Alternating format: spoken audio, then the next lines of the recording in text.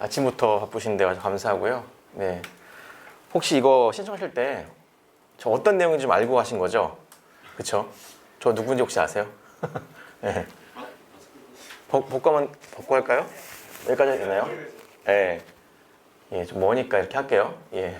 저 누군지 알고 신청하신 거죠? 예. 저희가 진행은 일단은 저희 녹화를 하고 있거든요. 그래서 1시간 반 정도는 저희가 이제 제 내용대로 할 거고, 그리고 나머지 시간 동안은 Q&A 할 거예요. Q&A 할 테니까 먼저 내용 들으시고 뒤에 궁금하신 점들은 Q&A 시간 녹화 안 하니까요. 자유롭게 물어봐주면 좋을 것 같아요. 예. 저는 최정우라고 하고요. 네. 예, 스타트업은 어떻게 유니콘이 되는가는 제가 최근에 낸 책 이름이고요. 저는 다들 아시겠지만 옐로우 모바일이라는 우리나라 두 번째 유니콘에서 여행사 부문 대표를 했어요. 예, 옐로우 모바일은 상당히 빨리 성장을 회사거든요. 성장을 빨리 했고, 제가 들어갈 때 회사 가치가 3천억이었어요. 제가 이제 들어간다기보다는 약간 조인할 때, 그쵸? 여행사 부문 만들어서 시작할 때 3천억 가치였는데 6개월 정도 뒤에 3배 올랐습니다.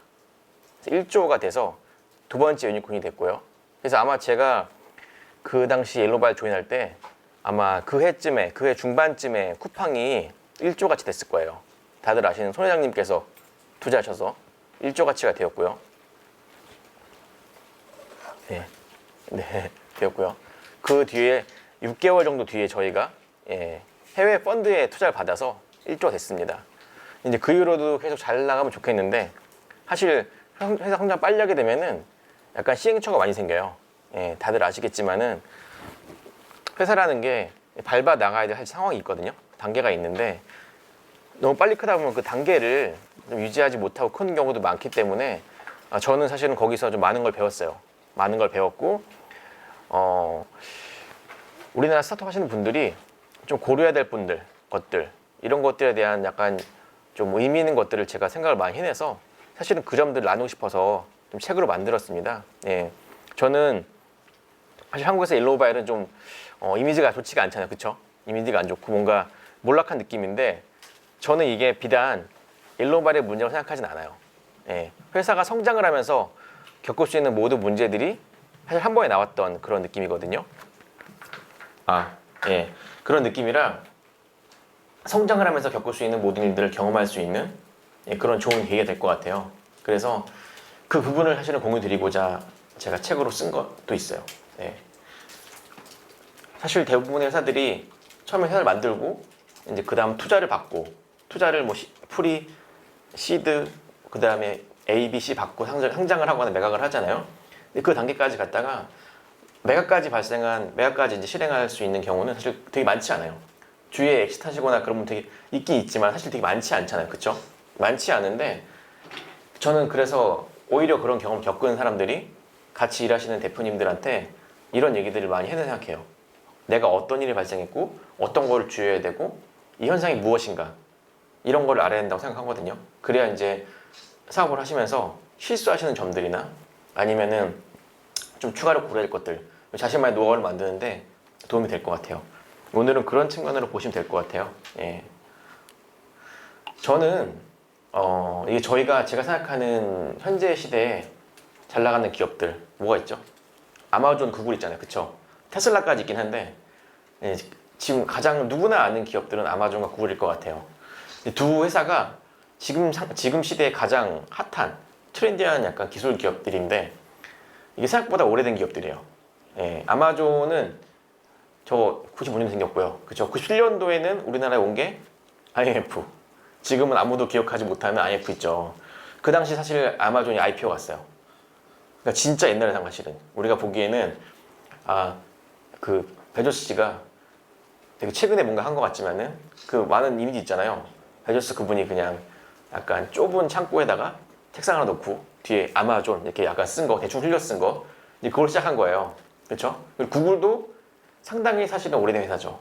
구글이 사실 전 세계를 뒤덮고 있지만은 구글이 상당히 오래됐고 20년 동안 사실은 수많은 시행착오를 해왔어요. 구글이 잘한 것도 있지만은 먹은 것도 많고 여러 가지 부침이 있습니다. 제가 하고 싶은 말은, 그래서 이게 지금 우리가 보고 있는 시대들은 사실 과거랑 떨어진 건 아니에요. 저 연관돼 있다고 보거든요. 제가 처음 봤던 닷컴 버블의 시대가 이때였어요. 저는 그 당시에 병역 특례로 이제 근무할 때였거든요. 병역 특례로 IT 기업에서 근무를 했어요. 할 때인데 저는 약간 끝물에 들어갔어요. 끝물에. 회사가 이제 좀 안 좋아질 때 들어가서 제가 험한 걸 많이 봤죠. 그래서 이제 어린 나이에 그걸 보고서 앞으로 나는 사업은 하지 말아야겠다 이런 생각을 많이 했는데 시간이 지나고 눈 떠보니까 아직도 하고 있습니다. 저는 그래서 이게 되게 운명 같은 이런 생각을 하고 있어요. 여튼 그 당시에는 사실 닷컴이라는 이름 붙으면 모든 투자가 됐어요. 그 당시에 사업하셨던 분들도 아마 있을 수도 있어요. 있을 수도 있는데 닷컴이란 말이 붙으면은 막 투자가 되는 그런 시기였어요. 저는 버블 시기를 어떻게 보고 있냐면은 투자를 되게 쉽게 받을 수 있는 시기. 투자를 되게 쉽게 받는 시기가 사실 버블이에요. 근데 이 시기가 정말 좋은 시기냐? 물론 사업하는 사람에게 좋은 시기긴 하죠. 근데 너무 투자를 쉽게 받으면은 빨리 망하는 경우도 되게 많아요. 지금 나오는 아마존이랑 구글을 제외한 나머지 기업들은 다 없잖아요. 다 망했습니다. 90%가 망했고요. 남은 두 개 회사가 사실은 버블 시대를 겪고 겨우겨우 살아남아서 새로운 버블을 겪고 있는 거예요. 제가 다음 장에 설명을 드릴 텐데 두 가지 버블 사이도 또 약간 새로운 시대가 있긴 해요. 버블이 꺼진 시대가. 그리고 2007년도에 들어서는 이제 우리가 잘 아는 아이폰이 나오죠. 저는 아이폰이 되게 혁신적인 사실 아이콘을 생각하는데 아이폰의 등장으로 인해서 사람들이 걸어다니면서 뭔가 할 수 있는 일이 생겼어요. 그러면은 딱 보기에도 뭐가 될 것 같아요? 돈이 될 것 같죠? 저는 버블의 원인이 여러 가지가 있는데 유동성 극한으로 몰리는 시기가 되려면은 돈이 될 만한, 누가 보기에도 돈이 될 만한 아이콘이 하나가 빵 나와서 약간 큰 변화가 있어야 돼요. 제가 보기엔 그게 사실 아이폰의 등장이에요. 대표적인 회사는 우버랑 페이스북, 그쵸? 우버를 이용하는데 핸드폰이 없으면 이용할 수 있을까요? 제가 보기엔 가장 힘든 서비스 중에 하나일 것 같아요. 특히 모빌리티는 내가 움직이면서 차를 잡고 뭐 택시를 부르고 해야 되는데 모바일이 없다면 사실 의미가 없겠죠. 그 정도로 제가 보기엔 아이폰이 이 시대의 아이콘이다. 아이폰이 없었으면 지금 우리가 하는 서비스 중에 제가 보기엔 80% 없었을 거예요. 거의. 페이스북도 데스크탑으로 하긴 하지만은 거의 다 모바일로 하죠, 요즘에는요. 그냥 들은 여러 가지 하잖아요. 그쵸? 제가 보기에는 아이폰이 나와서 우버랑 페이스북이 지금의 모습이 된 것 같아요. 새로운 혁신을 일으키는 아이템이 됐고, 그로 인하여 또 온 게 뭐죠? 또 새로운 버블이 왔죠. 저는 이때를 버블이라 확신하고 있어요. 여기 나온 것들은 어떤 분들이 사실 이론으로 정해놓은 건 아니에요. 제가 겪은 경험상 말씀을 드리는 건데, 두 번째 버블이 왔습니다. 버블이 생기면 특징이 두 가지가 있어요. 첫 번째는 돈을 모으기 쉬워요. 돈을 모으기 쉬우면 뭐가 생기죠? 창업자가 왕창 생깁니다. 대표적인 두 기업 말할게요. 쿠팡과 옐로우바이트죠. 딱 거의 그 시대에 생겨났어요. 그 당시에 쿠팡 말고도 소셜 커머스를 하는 곳들이 되게 많았어요. 뭐 티몬도 있고 지금 살아남은 UMF도 있지만 쿠팡을 제외한 회사들도 되게 많았습니다. 제 주위에서 소셜 커머스 같은 걸 해본다는 회사 사람들이 되게 많았거든요. 그리고 이 당시에 투자를 받는 데도 꽤 많았어요. 하지만 대부분 흡수가 되거나 망하거나 여러 가지 길을 갔고요. 남은 두 회사, 대표적인 두 회사들은 유니콘이겠죠. 쿠팡, 옐로우모바일은 첫 번째 유니콘, 두 번째 됐습니다. 시기도 거의 유사해요. 5월, 12월.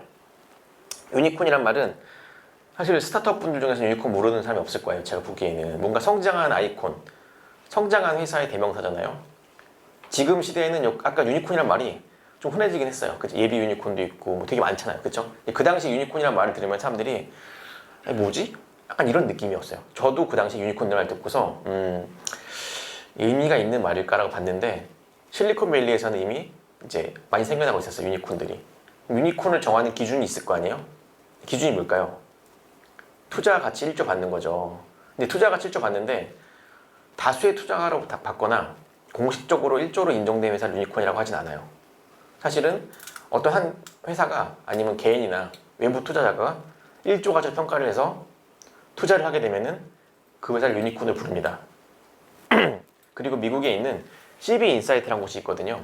CB 인사이트에서 선정을 관리를 해요. 그리고 한 번 유니콘이 되면은 내려가지가 않죠. 다들 문제는. 그래서 유니콘으로 분류된 회사들이 많은데 문제는 지금 유니콘들이 상당히 많아요. 엄청 많아졌어요. 많아졌고 원래 유니콘이라는 이름은 이름 그대로 보듯이 존재하지 않는 회사를 말하는 사실은. 그쵸? 진짜 보기 어려운 회사. 상장 회사가 아닌데 가치가 1조야 라고 하면 옛날에 사실 안 믿었어요. 그 당시 1조 밸류로 하는 가장 여러분들 알만한 회사가 하나토 시가총액 1조였어요. 여행계에서는 이제 하나토 1등이죠. 완전히 압도적 1등이었는데 그 정도가 돼야지 유니콘으로 불릴 수 있는 가치가 되는 건데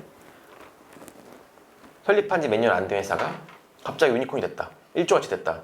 되게 신기한 결과죠. 그쵸? 그래서 그 당시 유니콘이라는 의미는 정말 희귀한 회사를 말하는 거였어요. 예. 쿠팡인 다시는 손정희 회장님께서 투자하셔서 1조가 됐고요. 옐로우모바일은 해외에 있는 투자자, 포메이션 8이라는 투자자가 투자해서 1조 됐습니다.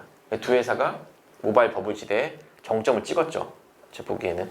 그래서 2014년 정도가 모바일 버블 시대에 제가 보기엔 최고점이라고 저는 보고 있어요. 1조가 찍을 때가.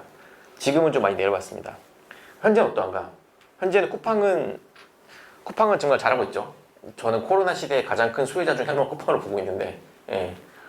쿠팡은 적자긴 아직 하지만은 규모도 정말 내려갔고 시장에 많은 의심들이 줄었어요. 그죠? 쿠팡의 미래를 의심하는 분들이 이제 많지 않을 거예요. 근데 그 당시에는 처음 투자 받을 때 이게 이렇게 적자를 내면 달릴 수 있을까? 사실 적자를 내면 달리는 모델이 한국에서는 좀 익숙하지가 않아요. 한국을 상장할 때도 사실 적자 나면은 조금 말들이 많거든요. 미국과는 다르게. 예. 그런데 쿠팡은 이 모든 의심을 잠식히고 성장을 또 하고 있고 본인만의 특징인 로켓 배송 만들어냈죠. 예. 그리고 저의 컨텐츠의 주인공인 옐로우모바일은 지금 조금 안 좋은 상태가 됐습니다. 예. 그래서 회사를 잘 정리하고 있는 상태예요. 예. 그러면은 옐로우모바일은 지금 정리를 하고 열심히 정리하고 있는데 회사가 밑에 회사가 없느냐? 상장사가 3개나 있어요. 예. 신기하죠? 상장사가 3개나 있는데 회사를 정리를 좀 하고 있는 상황이에요. 자, 제가 앞에 말씀을 드린 거를 그려왔어요. 버블 시대가 2개 있죠. 닷컴 모바일 있고 이 뭔가 버블 조짐이 보이면은 회사가 생겨요. 이렇게요. 그리고 정점을 찍고 내려갑니다. 예. 경기 순환을 보면은 이거는 뭐 항상 버블이거나 항상 좋을 수는 없어요. 무조건 올라간 건 내려가고 내려가는 게 무조건 올라갑니다. 예. 피할 수가 없는 상황인데 물론 정확한 그래프는 좀 달라지겠죠. 선이 약간 달라질 수도 있고 길게 달라질 수도 있는데 한번 올라간 게 내려간다는 거는 거의 변화가 없어요. 이 시대의 특징이 뭐냐? 닷컴 붕괴된 다음에는 진짜 어려운 시기들이 많았어요. 자금 조달이 진짜 어려웠어요. 여러분들이 생각할 만한 이슈는 건설 경기가 사실은 좀 붕괴돼가지고 건설사들이 많이 망했어요. 한국에서는. 예, 신문에 많이 나왔죠. 건설사 구조조정되고 저도 그때 회계법인에서 근무할 때였는데 전 조금 전이었구나. 한 이 정도였겠죠. 그러면 회계법인에서 근무할 때였는데 많은 건설사가 무너져가지고 저도 구조조정 나가서 받고 은행분들 얘기도 많이 했는데 상당히 돈을 구하기가 어려운 시기였어요. 그리고 지금은 저희 투자 받을 때 초기 기업들은 다 이제 가능성을 사실 보고 하는 거잖아요. 근데 그 당시에 이제 경기가 안 좋아지면서 말했던 거는 실적 뭐든지 숫자를 가져와라 뭐 이런 거였어요. 이제 그러면 사실 신사업들을 할 수가 없는 그런 상황이 된 거죠. 그래서 상당히 얼어붙은 상황이었어요. 최악의 상황에서는. 그러다가 경기가 조금씩 풀리고 아이폰을 기폭제로 해서 다시 일어나게 된 거죠. 지금은 정점은 지났는데 저는 모바일 버블이 꺾인 상징 중에 하나를 위워크라 보고 있어요. 위워크가 IPO를 실패한 그 원인, 그 시기 상황이 버블이 조금씩 내려가는 상황이었다 라고 생각을 하고 있어요. 예.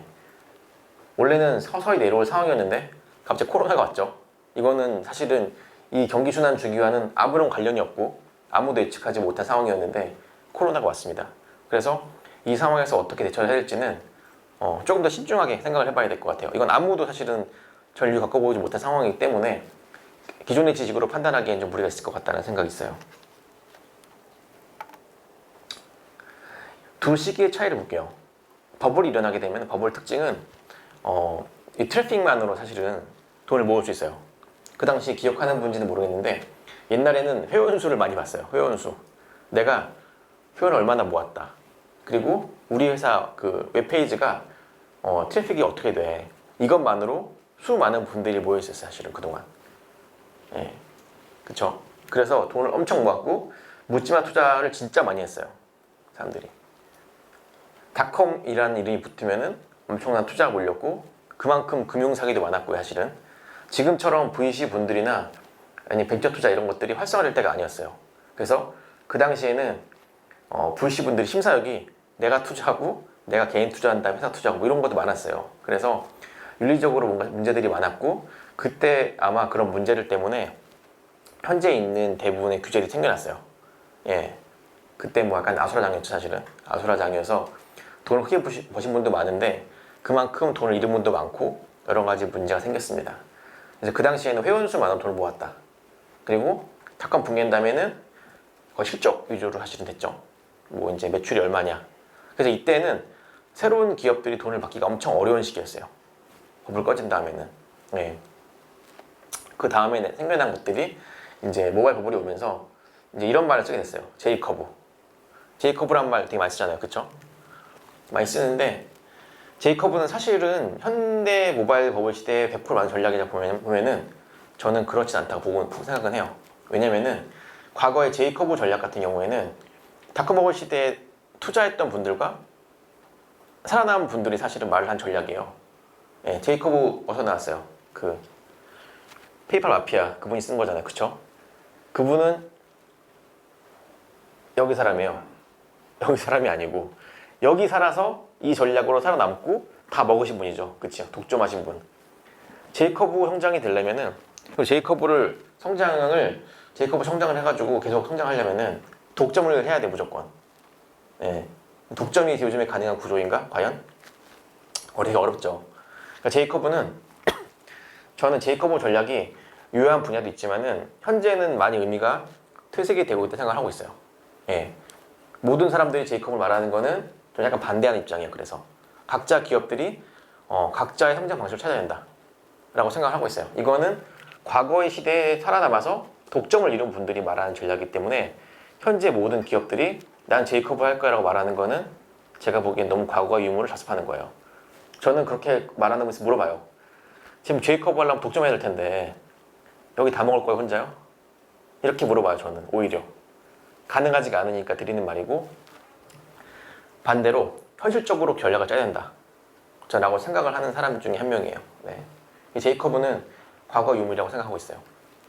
여튼 예. 그때 살아남은 분들은 지금 독점을 잃었고요. 아마존, 구글, 페이팔 이런 분은 독점을 잃었고 예. 세를 불려고 있죠. 네이버도 그렇고. 하지만 지금 시대에는 모바일 버블 시대가 또 왔잖아요. 그때보다 한층 성장된 사실은 데이터를 가지고 왔어요. 옛날에 그냥 회원수였죠. 회원들은 가입한 다음에 사실 아무것도 안 할 수도 있어요. 그쵸? 근데 그동안 그걸 깨달은 거지. 이제 이 시기를 겪으면서 회원들이 이렇게 약간 들어와서 아무것도 안 한 분도 있고 휴면 계정도 많고 그쵸? 이제 그걸 깨닫기 시작한 거예요. 그래서 생긴 게 MAU죠. MAU. 예, 이때 근데 사실 MAU도 실적을 전 단계에 사실 KPI잖아요. 그쵸? 트래픽이랑 개념은 똑같아요. 회원수였냐 MAU였냐. 물론 MAU가 좀 더 정교하긴 한데 그럼에도 불구하고 모바일 버블 시대가 오니까 MAU만으로 큰 돈을 또 모았습니다. 예. 제가 있던 일로모바일에서도 그 당시 MAU 기준으로 해서 투자 유치를 꽤 많이 했어요. 투자자분들도 투자를 많이 했고요. 결과적으로는 트래픽을 받은 거죠. 그렇죠? 트래픽으로 받은 상황이 된 거고 이게 약간 꺾이자마자 이제 조짐이 보이면서 슬슬 내려가다가 언제부턴가 그런 말이 나왔습니다. 실적을 봐야 된다. 그쵸? 되게 왔다 갔다 하는 개념인데 제가 보기에는 이게 거의 유사하게 돌아가는 패턴 중에 하나예요. 어차피 기업은 실적을 내야 돼 언젠가는. 근데 초기 단계에서는 낼 수가 없잖아 솔직히 사람들이. 그쵸? 그래서 투자자들이나 시장 상황이 좀 여유가 있으면은 실적을 묻지 않고 투자를 해주는데 언젠가는 사실 실적을 묻게 돼 무조건. 숫자를 묻게 된다. 그리고 진짜 불안기가 되면은 무조건 실적밖에 안 물어봐요. 무조건. 그런 시대는 진짜 버티기로 가야 되는 시대인 거죠. 저는 이 시대가 오기 전에 준비를 많이 해야 된다 라는 생각한 사람 중에 한 명이에요. 지금 결과적으로 꺾이다가 여기 상황이 됐는데 이제 그래프 상으로 내려가는 그래프죠. 실적을 볼 거 아니에요. 근데 저는 둘 중에 하나라고 봐요. 원래는 이게 내려왔는데 조정이 되는 게 맞는데 현재는 스타트업 성장이 약간 나라의 성장을 이끄는 국가 성장을 이끄는 가장 큰 전략이 됐어요. 이것도 어떻게 본다면은 여태까지 우리가 생각하지 못한 그런 일이거든요. 벤처 시대에도 그런 적이 사실 없었어요. 예, 지금같이 벤처 붐이 일어나서 예전같이 모든 사람 스타트업을 위해 달려가는 시대가 사실 없었거든요. 또 이런 건도 처음에 사실은. 저는 이게 기회라고 보고 있어요. 그래서 이 기회를 여기 오신 분들은 정말 잘 이용해야 됩니다. 예, 앞으로도 그러겠지만 지금은 상당히 위기이지만 큰 기회가 왔어요. 이 시기를 잘 이용하시는 게 되게 중요하다고 저는 생각을 하고 있어요. 돌아간다면은 이제 제가 옐로우바일이 어떤 회사인가 말씀드릴게요. 옐로우바일은 뭐 다들 기사에서 보시고 신문에서 보시고 아니면은 뭐 제가 인터뷰는 계속 받겠지만은 한국에서 두 번째로 유니콘이 된 곳이에요. 이제 쿠팡 이후 한국에서 두 번째로 됐고요. 이제 창업자분은 포브스 선정 한국 50대 부자에 선정이 됐습니다. 포브스는 이런 선정한 거 되게 좋아하더라고요. 포브스가 이런 거 되게 좋아해요. 한국의 선정 50대 부자부터 또 뭐 있죠? 아시아를 이끌 리더 이런 거 되게 많이 오는데 여담으로 포브스는 좀 징크스가 있어요. 예, 포브스에 나오면은 좀 안 좋은 일 하나 생긴다. 예, 징크스가 있어서 제가 주위에 누군가 포브스 나오면 말씀드려요. 조심해야 될 것 같다고. 예. 농담이긴 한데 예, 이런 일이 생기죠. 예. 여튼 포브스가 그래도 인정했다는 거는 공식적으로 사실은 큰 성공을 이뤘다 라고 봐도 될 것 같아요. 포브스라는 매체가 가지고 있는 위력은 좀 메인스트림 쪽에서 성공한 분들 대상으로 많이 하잖아요. 주로 돈 얘기도 많이 하시고. 그래서 아까 같은 징크스에도 불구하고 일단은 큰 획을 그었다 라고 말을 할 수 있어요. 예. 그리고 되게 특이한데 회사들을 인수를 사실 많이 했어요. 한국에서 M&A 전략이라고 하면은 뭐죠? 한국에서 M&A라고 하면은 느낌이 좀 안 좋아. 뭔가 하기 싫을 것 같고, 그쵸? 코스닥 가서 뭐 주가 조작할 것 같은 느낌. 그쵸? 그럼 많잖아요, 다들. 근데 실제로 M&A를 통해 성장한 회사들은 주위에 많이 있어요. 저는 개인적으로는 M&A 전략을 좋아하는 사람 중에 한 명이에요. 제 원래 분야가 M&A이기도 하고. 이 전략을 여러분들이 아시는 회사 중에 가장 잘하는 곳들이 몇 군데 있는데 그 LVMH라고 아시죠? 루이비통 만든 회사. 그 사장님이 뭐 하시는 분이에요? 창업자가. 파운더가 패션을 정말 잘하시는 분 같죠. 패션이랑 뷰티 잘하시고 막 트렌디 하시고. 그분 프랑스에서 건설업 하시는 분이에요. 참고로 뷰티에 전혀 관심 없고 트렌디한 걸 모르던 분이었습니다. 그분이 미국에서 빌라 지어서 돈 좀 버신 다음에 파리 돌아왔어요. 돌아왔는데 파리에서 택시 타고 가다가 택시기사랑 얘기를 했어요. 그러니까 택시기사 얘기하다 보니까 명품 얘기를 하는 거예요, 그분이. 그래서 이 창업자분이 야, 택시기사도 알 정도면 모든 사람이 다 아는 산업인데 이걸 해봐야겠다 라고 해서 그분이 사실은 명품들을 모으신 거, 회사들을. 그게 현재 우리가 다 아는 루이비통 그룹이 된 거예요. 단순하죠. 네. 단순한데 그분은 만약에 그분들이 내가 이 회사를 만들어야겠다, 가방 하나하나 만들면서 그랬으면은 여기까지 오지 못했을 거예요. 그분은 과감하게 본인이 모르는 걸 인정하고 내가 보기에 좋은 사람들 고용해서 회사를 사자. 그래서 회사를 모았습니다. 두 번째, 또 여러분들이 아시는 뭐가 있죠? 로레알. 로레알은 본인이 만든 수많은 브랜드가 있잖아요. 로레알 중에 특히 여자분들은 많이 알 텐데 로레알이 가지고 있는 수많은 브랜드 중에 본인이 만든 건 딱 하나 있어요. 나머지 모두 인수했습니다. 저는 제가 회계법인 다니다가 아모레퍼시픽에 있었어요. 저는 두 회사의 전략을 보고서 이거 M&A 전략으로 회사가 크는 거는 상당히 매력적이다. 제가 보기엔 잘만 한다면은 상당히 어려워요. 이게 그냥 산다고 할 수 있는 게 어려운 전략인데 매우 괜찮은 전략이라고 생각했었고 한국에서는 근데 가능할까? 라는 의문을 항상 가져왔어요. 그쵸? 한국에서는 뭔가 M&A로 한다면은 아까 같이 주가를 조작한다거나 안 좋은 일들에 많이 엮여 있어서 좀 이미지가 안 좋아요. 선례들이 되게 좋지가 않았어요. 그런데 옐로우바일이 그런 M&A 전략으로 회사를 키운다는 걸 듣고서 전 상당히 매력을 느꼈습니다. 개인적으로는. 특히 좀 특이한 점들이 회사를 인수를 하게 되면은요, 회사를 파신 분도 사실 약간 마음이 식어요. 결과적으로는 일단은 엑스를 한 거잖아, 본인이. 그쵸?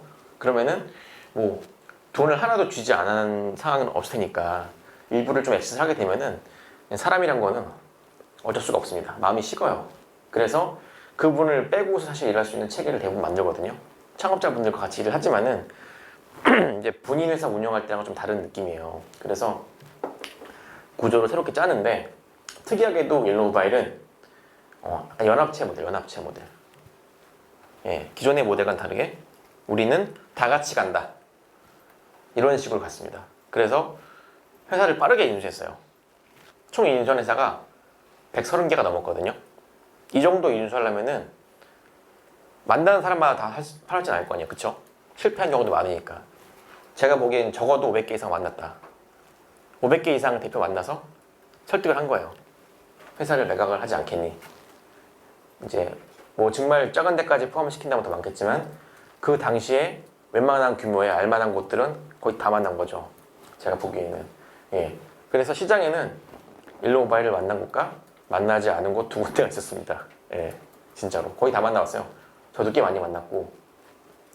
그리고 회사를 매각을 하시는 분들은 이게 내가 그동안 키웠던 수많은 시간 동안 회사를 매각을 했던 좀 키웠던 회사를 매각을 하려면은 좀 자식을 포기하는 심정이 될 수도 있어요. 그쵸? 아깝잖아 솔직히. 내가 그동안 했던 걸 다 포기하는 건데 어떻게 보면은 아깝잖아요. 그래서 그런 감정적인 이유 때문에 매각이 진짜 어려워요. 근데 이렇게 빠르게 회사를 인수한 방법은 그분도 뭐 그냥 돈으로 해결한 게 아니었어요. 우리는 같이 가는 거다. 대표님은 사업을 열심히 하시고 우리는 자금 조달을 해서 사업하는 걸 도와드리겠다. 그쵸? 이런 식으로 사실 갈 수밖에 없는 구조였어요. 그래서 그분들이 오히려 그럼 내가 회사를 뺏기는 게 아니네? 이런 생각을 가지기 때문에 회사를 매각을 하면서도 그냥 거부감이 덜했던 거죠. 그쵸? 그래서 진짜 초단시간 내에 이 많은 회사들을 인수하게 된 거예요. 130개를. 생각보다 회사가 되게 많죠. 이 연합체라는 비전은 제가 옐로우 모바일에서 트래블 사업들을 정리할 때까지 사실 변하지 않았습니다. 되게 특이하게도 초기의 이상을 가지고 있었던 곳이에요. 예. 근데 뒤에서 이제 몰락의 원인들 여러 가지를 말씀을 드리겠지만 그 중에 하나가 저는 연합체가 비전이었다는 걸 들고 싶어요. 연합체라는 말이 뭘까요? 되게 모호하죠. 예. 회사를 운영할 때 가장 중요한 거는 단어가 모호하면 안 돼요. 예. 모호한 단어들은 무조건 독으로 돌아옵니다. 계약서나 여러분들이 쓰는 사업 계획서에는 모호한 단어들 있잖아요. 나중에 다 독이 돼요. 진짜로. 저는 모호한 단어 쓰는 걸 되게 싫어하는 사람 중에 한 명이에요. 연합체는 뭘 하겠다는 말이 없잖아요. 예. 뭘 하겠다는 말이 없으면은 어떻게 말씀드리냐면은 아무도 정해주지 않으면은 다 자기 하고 싶은 거예요. 뭘 따라서? 자기 이득을 위해서. 그거는 윤리의 문제가 아니라 사람이라면 누구나 그렇게 하는 매우 본능적인 일이에요, 사실은. 그쵸? 그래서 어떤 거를 할지랑 목표가 무엇인지에 대한 명확한 정의가 없는 막연한 규정은 회사에 독이 됩니다. 저는 연합체의 모델이 우리를 몰락시킨 가장 큰 원인 중에 하나를 생각을 하고 있어요. 여튼 돌아가자면은 이러한 이유에도 불구하고 회사들이 되게 빠르게 인수를 했고요. 그리고 새로운 비전을 갖고 이런 모델로 또 투자를 받았습니다. 투자 금액이 3천억 원 이상. 되게 크죠? 예. 한국에서 아마 누적으로 받은 회사들 중에서는 제가 보기엔 탑 5 안에 들지 않을까. 이 정도 사실 조달이 되게 어려워요. 예. 저는 이 점은 진짜 위대하다고 보고 있는 게 국내에서 이 정도 규모를 모으려면은 우리가 흔히 아는 VC한테 받는 규모 뭐 10억, 20억 이렇게 모을 수가 없어요. 3천억인데 10억 모으려면은 투자만 거의 300명에 300명 이렇게 모을 수 없잖아요. 그래서 회사가 커질수록 부족한 돈은 많이 늘어나고 그리고 조달해야 되는 금액은 커집니다. 나중에 들어오신 분들은 거의 뭐 1,000억씩 넣고 이랬어요. 한국에서 1,000억 정도 이상의 투자가 일어나는 경우가 요즘에는 되게 흔하지 않죠. 근데 코로나 시대에는 흔하지 않은데 그 당시에는 이제 쿠팡 이후에 사실 두 번째 사건이었어요. 어떻게 보면은 미디어에 엄청 나왔죠. 밸류뿐만 아니라 조달한 금액 그리고 이런 식으로 조달하는 과정들이 화제일 수밖에 없었어요. 아마 지금도 누군가가 1,000억 이상 조달을 계속 해낸다면은 큰 뉴스가 되지 않을까라고 생각을 하고 있어요. 네, 그렇죠. 그리고 3천억 이상의 자금을 조달해서 실제로 매출은 2018년 말 기준으로 해서 4천억 정도 됐습니다. 이게 피크 때 사실은 매출이긴 해요. 18, 17 그때 매출인데, 그쵸? 한국에서 사실은 스타트업 하는데 이 정도 되는 곳 있나요? 커머스도 아닌데 거의 없을 거예요. 예. 네이버 이런 것들은 스타트업이라고 부르기에는 너무 대기업이니까 빼고, 쿠팡, 뭐 티몬 이런 데 제외하고는 거의 없을 거예요. 지금 유니콘이라고 예비 유니콘들 많이 하잖아요. 그분들 매출액 1,000억 이상 오는데 제가 보기엔 별로 없던데, 그쵸? 그래서 옐로우 모바일에 대한 비난이 많지만, 하지만 볼륨만 일단 만들어냈다. 4천억을 만들어냈어요. 그리고 투자받은 금액들을 이 정도 보려면은 수많은 투자가 이관계를 조정을 엄청 해야 돼요. 여기 투자 많이 받아보신 계시겠지만은 시리즈 A, B, C 갈수록 투자받은 분들이 계속 늘어나잖아요. 그쵸? 그러면 그분들도 서로 간의 이관계가 되게 많아요. 그쵸? 엄밀히 말하면 내가 관리하는 돈, 내가 관리하는 자금들을 진짜 리스크를 가지고 돈을 부은 거잖아요. 그쵸? 회수할 때까지는 아무도 모르는 돈이에요. 얼마나 불안하겠어. 그쵸? 단계가 커갈수록, 회사가 커질수록 서로 간의 이관계는 생각보다 복잡해집니다. 저는 어떤 분이 시리즈 C, D에서 다수의 투자자에게 투자받았다, 이런 얘기를 만약에 미세 나오잖아요. 그러면은 우와 이런 게 아니라 와 되게 힘들겠다, 약간 그 관계가 저는 머릿속에 그려지니까 이제 저분들 만나 조정하고 막 투자 간담회 하고 막 이런 거 진짜 힘들겠다, 그렇게 느껴져요. 그쵸? 미디어 보고서 와 좋겠다 이렇게 생각하면 안 돼요. 그분들 고생 시작이에요 이제 진짜. 예, 그쵸? 돈은 세상에 공짜가 없어요. 예, 그분들은 그 돈 받은 만큼 앞 달려나가면서 관계 조정하고 복잡한 거 풀고 가야 되는 거라서 난이도가 더 커진 거예요. 투자받는 금액이 커질수록 난이도가 높아집니다. 옐로는 3천 이상 도달했고, 최종적으로 받은 그 단위 규모가 막 1,000억대였으니까 아까 같은 일들이 많았겠죠. 복잡한 일들이. 그쵸? 회사가 커지면은 생각보다 할 것들이 엄청 많아져요. 먼저 성공한 요인을 볼게요. 예. 저는 옐로우 모바일이 일단 사기가 아니라고 말을 하는 사람 중에 한 명이에요. 예. 혹시 제 유튜브 보신 분 있어요? 2호에 나온 거 보셨죠? 제가 유튜브에서 옐로우 모바일은 사기가 아닙니다라고 했다가 악플을 엄청 연예인도 아닌데 태어나서 악플을 많이 받는다고 처음인 것 같아요. 그 뒤에 분명히 저는 사기가 아닙니다 왜냐하면 있는데 아무도 왜냐하면 보지 않더라고요. 보니까. 예. 그래서 이게 유튜브의 세계구나, 이게. 유튜브 하면 안 되겠다 이런 생각 많이 했어요. 예. 여기는 말씀을 안 듣고 댓글 다시는 분들이 상당히 많더라고요. 저는 일단 사기가 아니라고 생각을 하는데, 그 이유는 사기라 그러면은 지금부터 제가 하는 말들이 의미가 없어요. 그쵸? 제가 하려고 하는 거는 성공과 추락을 분석을 하는 거예요. 그리고 우리가 얻어갈 게 어떤 건가를 빼는 거죠. 그게 중요하니까. 근데 사기야 그러면은 그냥 사기인데 왜 들어 이걸, 사실은. 그쵸? 그래서 사기가 아니라고 한 거예요. 그래서 성공한 요인도 분명히 있습니다. 3천억 투자를 받고 4천억까지 볼륨 만든 이유가 있겠죠. 그 이유를 크게 세 가지로 볼게요. 첫 번째, 가장 중요한 건 환경이에요. 환경. 사업할 때 가장 중요한 게 뭘까요? 돈, 사람, 여러 가지 많죠. 제가 보기에 사업할 때 가장 중요한 건 운이에요. 진짜로. 그거 다 아시죠? 70% 운이에요, 사업은. 우리는 30%를 위해서 열심히 달려가고 있는 거죠. 저도 사업을 하고 있고 30%를 위해서 열심히 하고 있는 거예요. 30%를 채워야 70%가 생기는 거예요. 그쵸? 우리가 통제할 수 없는 변수는 저기 멀리 밀어두고 생각을 해둬야 되는데, 하지만 그래도 진짜 운이 중요하다는 거는 겸손한 자세로 받아들여야 돼요. 사실 그래서 옐로우 모바일은 초기에 되게 운이 좋았어요. 진짜로. 아마 아까 같은 버블이 꺼진 상태에서는 절대로 이 전략으로 성공할 수 없었을 거예요. 모바일 버블 시대에서 자금 조달을 진짜 쉽게 했고요. 매출이 없어도. 그리고 우연이겠죠, 아마. 우연인데 우연히 M&A 전략을 실행을 하게 돼서 그 성장을 빠르게 했습니다.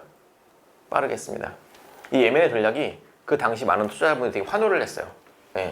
환호한 이유가 뭐냐면은, 저는 생각해봤어요. 왜 이렇게 좋아할까? 그분들이 미디어에 가면 욕 엄청 먹었거든요. 엄청 먹고 막 우리 모바일이 실체가 없다부터 먹었는데, 오히려 시장에 나가면은 자금 조달하기 되게 좋았어요. 그러면은 항상 이런 이야기들은 반대편에서 봐야 돼요. 제가 10억을 여러분 회사에 투자를 했어요. 예를 들어서 투자를 했어요. 여러분이 말을 하겠죠. 아, 이거 10억 주시면은 내가 이 10억을 20억 불려오겠다, 예를 들어서. 그쵸? 라고 말을 한다고 생각할게요. 그럼 그 과정을 봐요. 내가 10억을 내면은 그 10억 가지고 사람 뽑고 노트북 사고 사무실 얻고 서비스 개발하죠. 그쵸? 그리고 마케팅을 해가지고 오픈한 다음에 매출이 발생이 되면은 그 매출 발생된 걸 회사를 키우고 다시 그 다음에 그 매출 발생된 걸로 이익이 난 거를 투자 주는 거잖아요. 그쵸? 제가 말한 단계가 몇 개예요? 엄청 많죠. 그래서 지금 투자 입장에서는 내가 투자를 해도 이 돈이 앞으로 어떻게 될지를 아무도 모르는 거예요. 그리고 실제로 몇 총장이 이루어질지를 장담할 수가 없어. 사람 뽑고 이거 하고 이거 하고 이거 하고 이것 동안 실패 하나라도 하면은 빠그러지는 건데. 그쵸? 근데 반대로 10억 주시면은요, 제가 회사 사올게요. 10억짜리 20억짜리. 되게 심플하죠? 그쵸? 뒤에 과정이 필요가 없어. 사람 뽑고 노트북 다 필요 없어. 그냥 사오겠대. 내가 알아서. 그리고 사와서 네가 가지고 불려주겠대. 얼마나 심플해요. 그쵸? 제가 보기엔 되게 강력한 언어라고 생각을 했어요. 네, 언어라고 생각을 했고, 그 당시 옐로우모바일 썼던 IR 자료를 제가 이제 저도 같이 검토를 했으니까 트래블 쪽도 보면은 제가 생각한 일반적인 지금 나오는 막 시장 설명에서 이 시장이 어떻게 크고 이런 내용이 전혀 없어요. 네, 없는데 문제는 저는 그래서 보자마자 이거 가지고 이거 되겠어요? 자금 조달이? 그쵸? 내가 보기에는 막 시장 설명하고 서비스가 뭐가 있으니까 이런 전략을 키워서 해야겠다 이렇게 될 거 아니에요. 근데 그게 없이 시장 상황이 이런데 우리는 이런 거 인수할 거야. 돈 필요한 게 얼마다. 필요한 거 얼마 있어 받으면은 어떤 거 인수해서 이렇게 키워올게 매출액을. 이것만 나온 거예요. 내가 보기엔 이거 될 것 같지가 않은데? 라고 생각을 했어 저는 처음에. 근데 투자를 받아왔네. 계속. 그러면 제가 할 일은 뭐죠? 조용히 있어야죠. 원래 사업은 결과로 말해주는 거니까 조용히 있었죠. 그래서 아닌 것 같지만 여튼 그때 쓴 M&A 전략은 상당히 유효했어요. 그때 시장에서 많은 각광을 받았고요. 어떻게 보면 짧은 시간에 리스크 없이 성장을 이룰 수 있는 전략으로 어필을 했습니다. 그래서 투자 유치가 되게 쉬웠어요. 저는 좀 자괴감을 느꼈던 게 제가 회계사로서 일하면서 저도 이제 자금 조달 업무를 많이 했어요. 자금 조달 중개하거나 컨설팅을 해주거나 그렇다고 의사수준 업무를 한 건 아니고 큰 기업들 펀딩 받는 걸 제가 도와주거나 여러분들이 하는 소개서 같은 거 사업계획서를 제가 만들어서 같이 설명도 해드리고 가서 세일즈도 하고 했어요. 그런데 경기 불황기에 있다 보니까 자금 조달이 정말 어려웠거든요. 제가 그래서 회사를 전부 이해하고 가서 그 높으신 분 만나서 얘기 설명도 드리고 막 세일즈도 하고 겨우겨우 해야 한두 건 되는 거였는데 아까 같은 단순한 사업 보고서로 돈을 계속 구해오는 거야 사실은. 제가 이건 뭐지 약간? 현타가 오더라. 현타가. 나는 그동안 뭘 한 것일까? 그분의 실력을 사실은 인정할 수밖에 없는 상황이었어요. 저도 이제 이게 시대 상황에 따라서 이렇게 다를 수가 있구나. 분명히 만든 보고서나 설득의 퀄리티나 논리는 제가 훨씬 맞아요. 맞는데 버블 시대니까 그런 게 하나도 중요하지 않더라고. 저는 놀랐어요. 결과적으로는 저의 논리가 필요 없는 시대가 가장 중요한 이유 중에 하나였던 거죠. 사업은 원칙 이상 70%가 된 거죠. 근데 아까 말씀드린 바와 같이 항상 성공의 요인은 실패 요인이기도 합니다. 뒤에 이 요인들은 바로 실패 요인으로 돌아오기도 해요. 그런 말 있잖아요. 젊을 때 성공하면은 고생한다. 그쵸? 성공을 쉽게 하잖아요. 그러면은 거의 망하게 돼 있습니다. 바로 실패 원인이 돌아옵니다. 두 번째 볼게요. M&A로 회사를 성장시키면요 가장 좋은 게 회사가 엄청 빨리 커요. 매출 성장 속도가 눈에 보일 정도로 빨리 크거든요. 결산을 하면 할수록 회사가 막 두세 개 늘어난 느낌이에요. 근데 100개나 붙였으니까 얼마나 빠르겠어요. 그쵸? 우리가 안 서비스 뭐 있죠? 여행박사 아시죠? 한때 일본 여행에서 가장 유명했던 회사고요. 밤도깨비 투어 이런 거 만들었어요. 30대 여성분들, 20대와 30대 초반부터 중반까지 여성분들이 가장 많이 이용하는 서비스 중에 하나였어요. 그때 여행박사가 특이했던 거는 저는 되게 여행박사를 놀랐던 건 뭐냐면은 일반적으로 일본은 뭘로 가죠? 옛날에는 일본은 비행기로 갔죠 주로. 근데 여행박사는 특이하게 배로 가는 건데 배로 가는 거. 되게 획기적인 관점이었어요. 여행사는 BSP라는 지표가 있어요. 그게 항공지표거든요. 일반적으로 여행업에서 나오는 여행사 순위, 여행 비즈니스를 하는 회사의 순위는 BSP 순위랑 거의 일치해요. 항공권을 많이 팔아야 돈도 되고, 그리고 항공권을 많이 파는 회사들이 숙박이랑 같이 팔기 때문에 연관이 되어 있거든요. 근데 특이하게 여행박사는 항공권을 많이 팔지 않고 배를 많이 보내는 곳 중에 하나였어요. 부인들이 그 당시에는 카테고리 킬러가 된 거죠. 아무도 안 하는 걸 만들어서 큰 성장을 이룬 것이 여행박사였어요. 그리고 두 번째, 여러분이 잘 아는 쿠차 알죠? 신동엽 씨 나오는 거. 신동엽 씨가 그때부터 스타트업 광고를 많이 했더라고 보니까요. 예. 저는 그 당시 여기어때의 쿠차가 나오는 거 보고서 저것도 우리 회사인가? 여기어때 신동엽 씨가 나오는 거 보고서 저것도 우리 회사인가? 내가 모르는 새에 인수됐나? 예, 이런 착각도 했어요. 예, 신동엽 씨가 하도 나오셔가지고 예, 됐고, 그때 광고는 정말 큰 성공 중에 하나였죠. 이제 그 다음에 이제 과거에 가장 유명했던 미디어 중에 하나인 팟캐스트, 우주인 컨셉으로 나와서 되게 유명했죠. 저는 개인적으로는 미디어한 스타트업들이 좀 잘 되면 좋겠어요. 아직까지 잘 된 곳이 별로 없어가지고 미디어 쪽도 누군가 잘 되면 좋겠다라는 생각을 항상 가지고 있는 사람 중에 한 명이에요. 피키도 그 당시에 피키의 이제 오리지널은 원래는 페이스북 페이지였어요. 다 아시죠? 그 당시 페이스북 페이지가 되게 유행할 때였는데, 피키에서 원래 만든 서비스가 원래는 딱 그 콘텐츠가 아니었고, 그 서비스를 홍보하기 위한 게 피키스트에 있는 페이지였어요. 그래서 젊은 친구들이 센스 있게 만드는 약간 짤들, 예, 짤방들 올리다가 떠서 큰 게 이거였죠. 피키스트.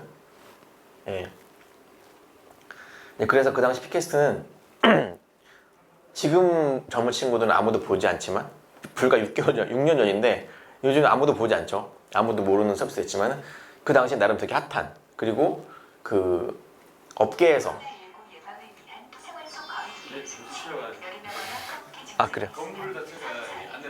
아 좀 시집도 할게요. 네, 그 다시 돌아가자면은 팟캐스트는 요즘엔, 옛날에는 사실은 되게 핫한 서비스였는데 지금은 아무도 보지 않는 됐죠. 불과 6년 만인데, 6년도 아니구나. 한 5년, 4년 만에 서비스가 확 가라앉았어요. 그리고 제가 여행할 때도 저희가 이제 가지고 있던 유명한 페이지가 있어요. 오빠랑 여행 갈래라고 아세요 혹시? 아무도 모르는구나. 되게 슬프다. 예. 그 라이카 100만이었는데 아무도 모르는 이런 슬픈 현실. 예. 저희가 사실은 그 당시 페이스 페이지 인수가 유행할 때였어요. 유행할 때라서 저희도 사실은 거의 인수했어요. 그게 대학생분 4명이서 만드는 거였는데, 일반인 분들이 여행 갔다 온 사진을 올려서 이제 제보를 하면은 그 예쁘게 꾸미거나 소개를 해주는 그런 페이지였어요. 그 당시에 저희가 인수할 때는 라이크가 한 20만 정도였거든요. 20만 정도였고, 저희가 소정의 금액을 주고 직원들과 같이 페이스북 페이지를 인수를 했어요. 그래서 이제 키웠는데 100만 정도까지 키웠죠. 근데 이게 트래픽은 참 많은데 돈으로 만들기가 진짜 어렵더라고요, 결과적으로. 그래서 예, 아쉽게 이제 아무도 모르는 현실로 됐죠. 특히 여행 경기가 안 좋으니까 더 페이스북에 진짜 안 나오더라고요. 그리고 페이스북이 그 이후에 페이지 돌리는 알고리즘 바꿔가지고 광고를 집행하지 않으면 올가닉으로 올리는 거는 큰 돈이 안 되게 만들어놨어요, 본인들이.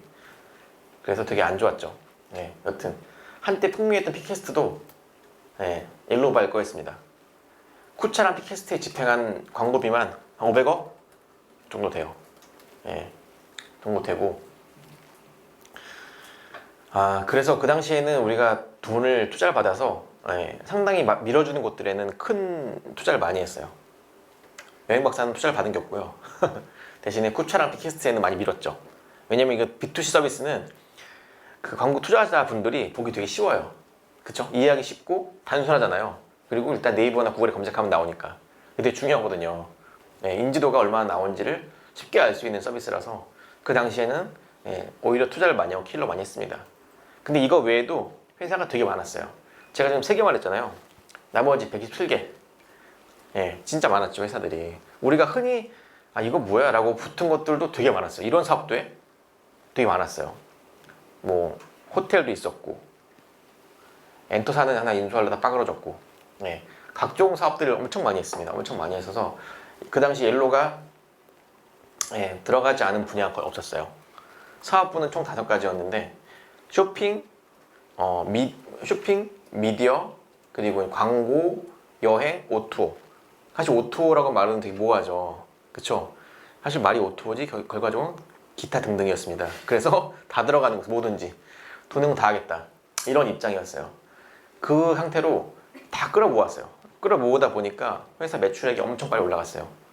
제가 처음에 그 이쪽이랑 사업을 하겠다고 시작을 할 때가 2024년 6월 정도였는데, 이제 그 당시에 제가 옐로우바일 9 건물에 갔죠. 가서 이제 얘기를 나누다가 이제 저 옛날 회사에는 그만두다 말을 하고 갔는데, 화장실에 들어가서 이제 뜨거운 물을 틀었는데 뜨거운 물이 안 나오더라고요. 제가 큰일 났다. 뭔가 징조가 위험한데? 이런 생각을 했던 경우가 있습니다. 당시 건물 상당히 낡았는데, 근데 문제는 그 당시에도 회사 밸류가 3천억이 넘었어요. 저는 그래서 이게 어떤 의미인지 약간 실감이 안 났어요.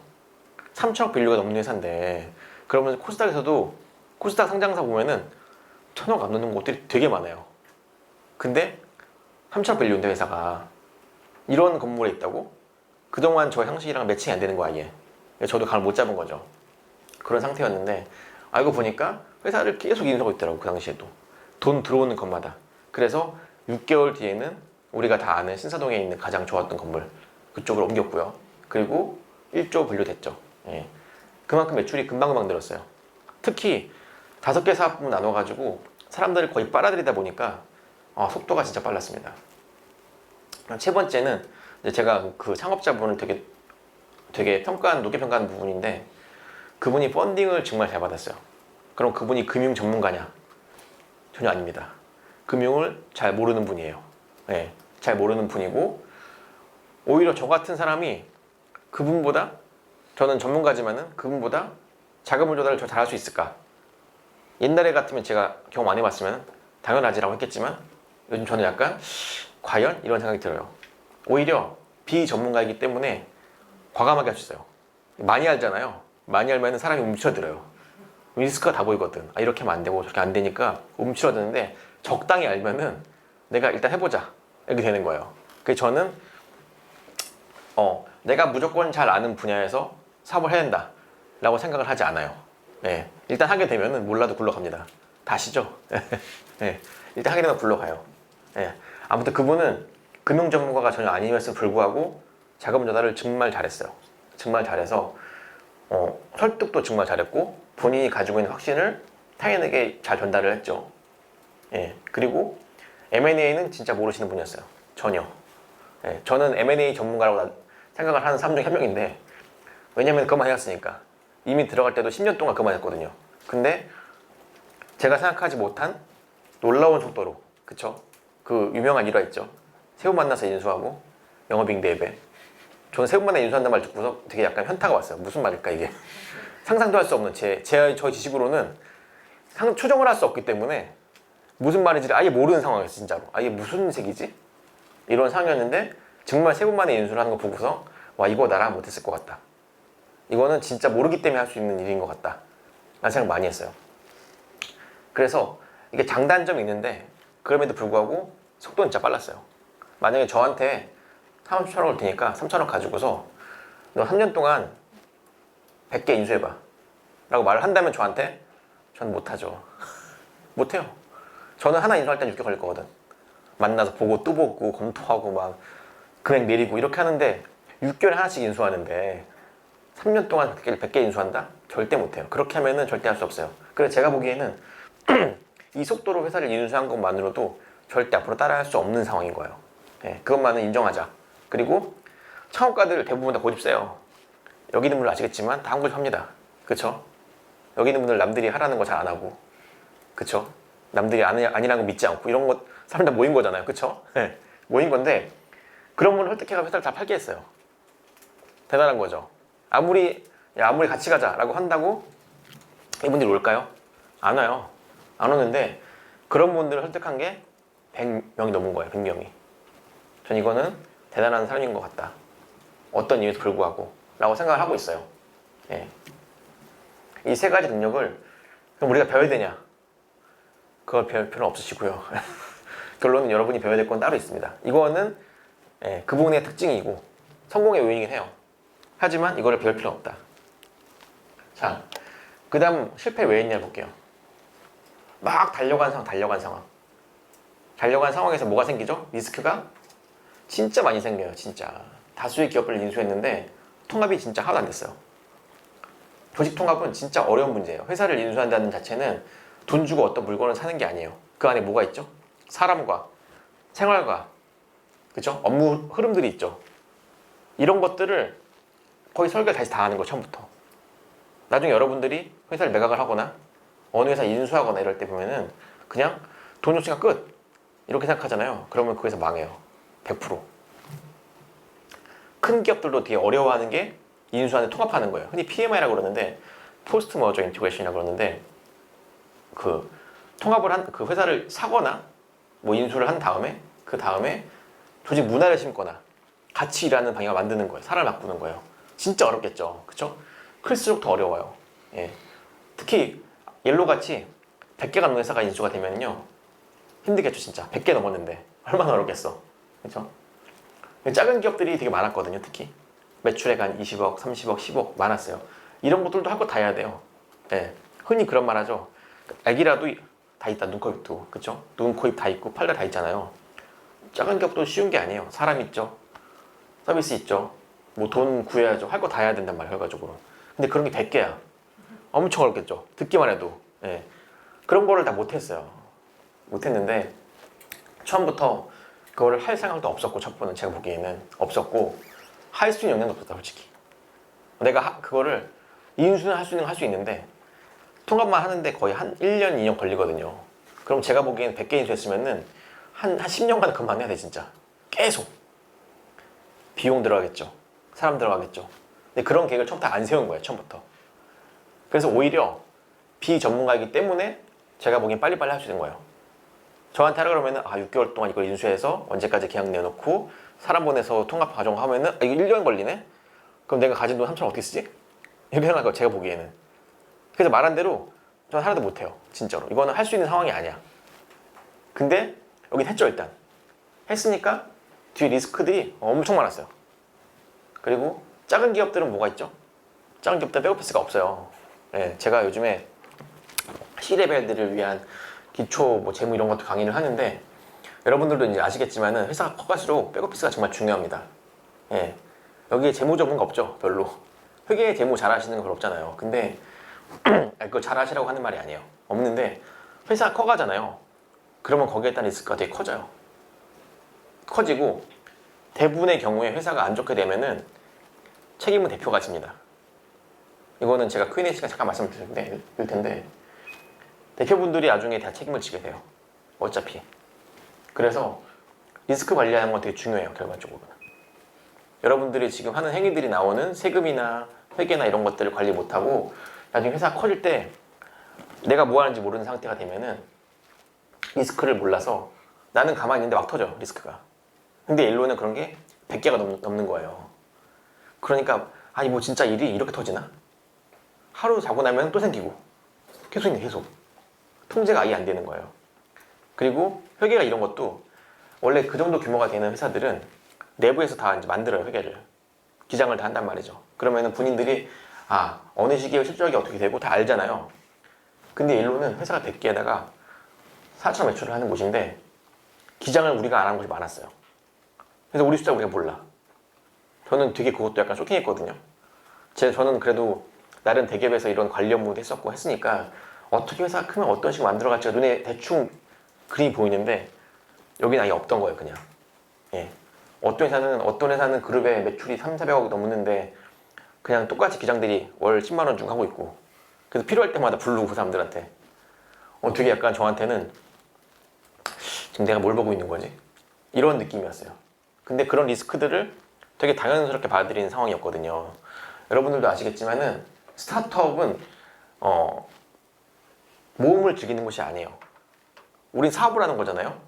돈을 벌기 위해서 기회를 찾아갈 때 모험을 하는 거지 그냥 아무것도 없는 상태에 모험을 하는 곳이 아니에요. 여기는. 그쵸?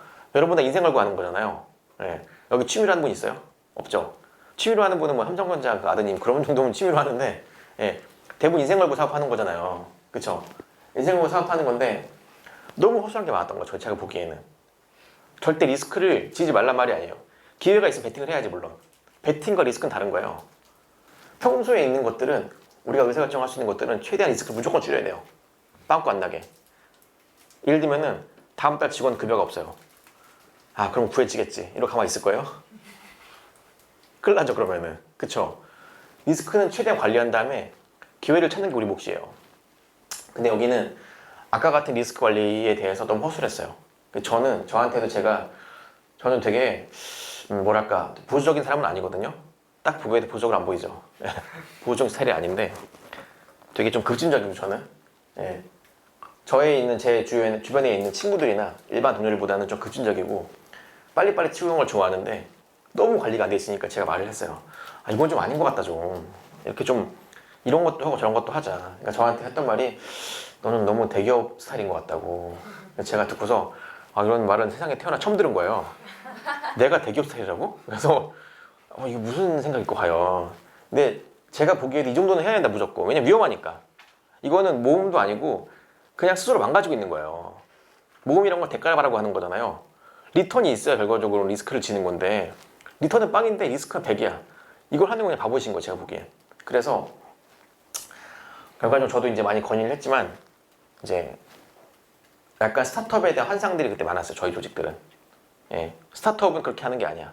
무조건 빨라야 된다. 스타트업들은 무조건 빠르고 무조건 이런 걸 겁내지 말고 겁내지 말아야지 기회가 있으면은. 아니 근데 리턴이 빵인데 겁내지 않는 게 뭐가 있냐고. 제가 뭐 하면 안 되는 일이거든 그거는. 그리고 이제 대기업 같이 의사결정이 느린 거는 그런 게 잘못된 건 있어요.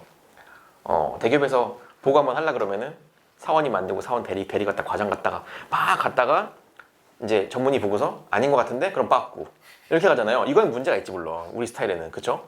근데 내가 막 받자마자 바로 그냥 검토도 안 하고 해야겠다 막 떨면서 막 생각도 안 하고 이거는 제가 보기에는 스타트업 빠른 게 아니에요. 이거는 결정을 잘못 내리는 거예요. 그쵸? 현명하지 않은 거라고. 근데 이 업계에는 이상한 소문들이 있어. 몇 가지. 우리가 믿는 이상한 미디어가 만드는 이상 환상이 있어요. 첫 번째, 무조건 빨라야 된다. 그죠? 빠른데 이게 의사결정하는데 1, 2주 걸리는 게 아니라 2, 3일 걸려도 빠른 거예요. 그쵸? 모르면 친구한테도 물어보고 회계사한테 물어보고 이게 가는 게 절대 느린 게 아니라니까. 근데 뭔가 빠르면은 듣자마자 결정해야 돼 막. 대표가 아무것도 결정 안 하고. 여기 이거 빠른 거 생각해. 두 번째, 이거는 우리 잡스형한테 좀 문제가 있는데 그냥 성격이 좀 안 좋으니까 잡스형이 이 업계에서는 뭔가 화를 내고 독단적으로 CEO 결정을 해야지 멋있다 라고 생각을 하잖아요. 그쵸? 제 주위에 좀 있어요. 화를 낸 사람들이. 저는 그래서 말하는 게 화를 내면 멋있는 게 아니고 약간 그냥 성격이 안 좋은 제가 보기엔 그냥 관계가 없다. 뭐 잡스같이 무조건 막 화를 내고 막 뭔가 내가 직원 말을 안 듣고 이래야지 내가 정말 스타트업 하는 경영자 생각을 하잖아요. 심지어는 스냅챗 대표도 그 말 했죠.